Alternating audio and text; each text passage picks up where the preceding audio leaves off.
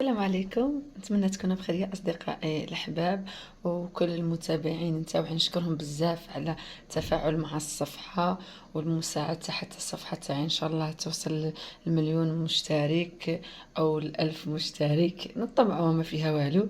نشكركم بزاف بزاف بزاف، ما ننساش الخير تاعكم، وان شاء الله الله يجعلها لكم في ميزان حسناتكم واجر ان شاء الله.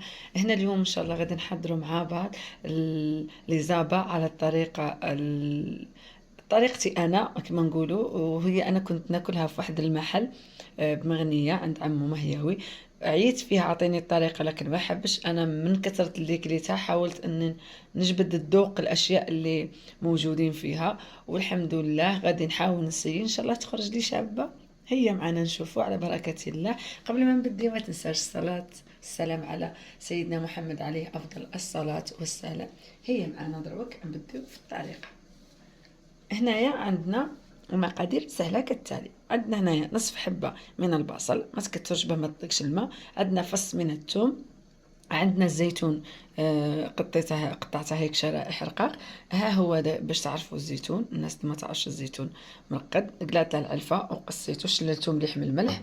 عندنا هنا قليل من المعدنوس، وعندنا لي زابا بعد ما غسلناها مليح وعملنا لها شويه تاع الخل، وبعد شلتها غايه بالماء وخليتها قطرت شويه. عندنا الزيت، عندنا فلفل اسود، عندنا فلفل، عندنا الملح، عندنا سنك الجبير، عندنا فلفل عكري، عندنا الكركم، قليل من طماطم مصبره، وقليل من الزعتر. تعرفوني ما نستغناش على الزعتر في الماكله. يلا على بركه الله غادي نبديو. الاولى غادي نديرو البصل يتقلى شويه على النار قبل ما نديرو فوقها الحشوه الباقيه. هنا غادي نضيفو قليل من الزيت في المقله، ما تكثروش الزيت حتى ما تجيكمش ميدمه بزاف على هذا الشكل.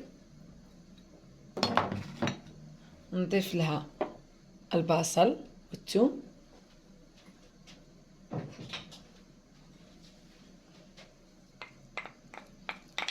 ونحطها على النار ونخليها تتقلى لي شويه، ومن بعد نكملوا في طريقه تحضير الاشياء اللي باقيين.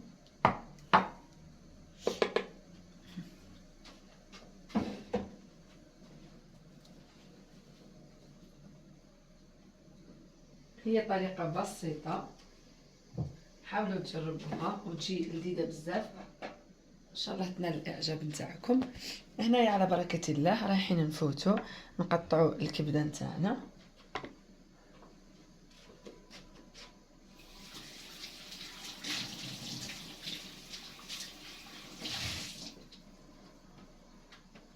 خواتاتي وكما نقول لكم ما تكثروش المواعين على روحكم. هاي غير هذه شللتها وغادي نعاود نحط فيها، ما تبقاوش غير تجبدوا من بعد تلقاي روحك حاصله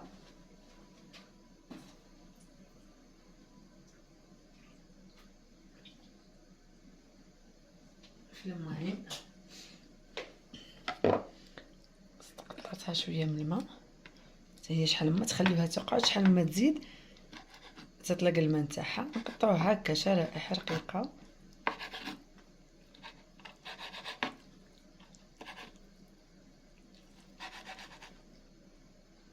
بها بالقلب.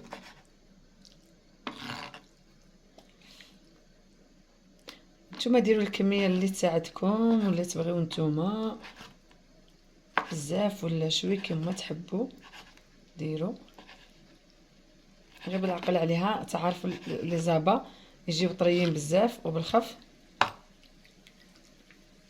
شغل كما نقول هكا يتعجنوا.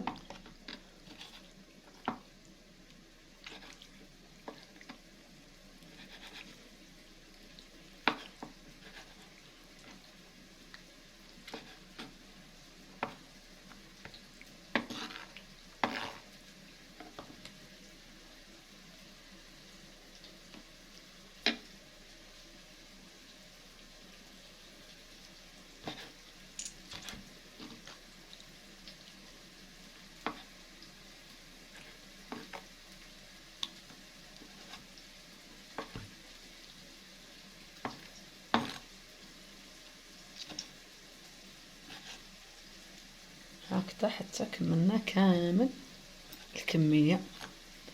درك هنا نفوتو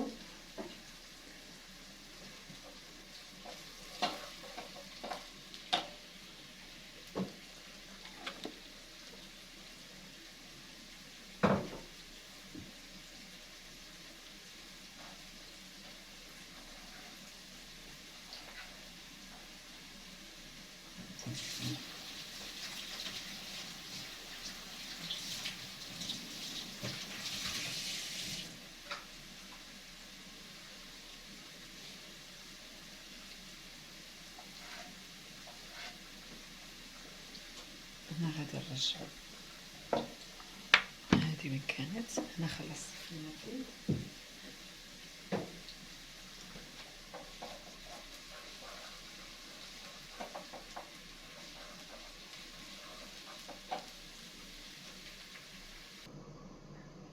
كما كتشوفوا هنا هي تقلات، ضفت عليها الكبده، الزيتون، ضفت عليها المعدنوس نتاعنا، البهارات كما ذكرتها لكم.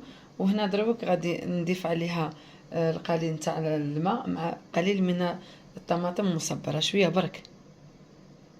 انا هنا كي كنت نحط المكونات كامل حسبت بلا نصور، لكن ما كنتش نصور، الفيديو كان مقطوع، سامحوني. كما كتشوفوا هكذا. هاي كامل المكونات اللي وريتها لكم في الاول راهي هنا جاهزه، غادي نحطها على النار وكي توجد ان شاء الله غادي نشوفوها مع بعض. وهذه هي ليزابان تاعنا راها واجده، نتمنى تعجبكم بالصحه والعافيه كما كتشوفوا على هذا الشكل. نتمنى تنال الاعجاب نتاعكم، خفيفه ظريفه يحطوها حتى في العراس، كل واحد عنده الطريقه نتاعها كيفاش يخدمها.